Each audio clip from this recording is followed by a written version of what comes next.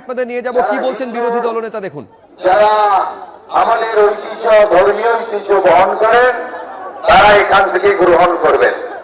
আমি এর শুভ সূচনা করে আপনাদের সকলকে আজকের এই রথযাত্রার শুভেচ্ছা জ্ঞাপন করি।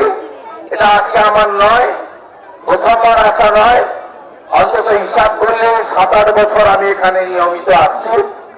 আরো যদি বলেন, আমার সঙ্গে 2009 সাল থেকে এই পবিত্র মন্দিরের সম্পর্ক, যে সম্পর্কের মধ্যে কোনো উদ্দেশ্য নেই, একমাত্র হচ্ছে আমরা হিন্দু, আমরা সনাতনী, হিন্দু ঐক্য গড়ে তুলুন, রথযাত্রা পালন করুন।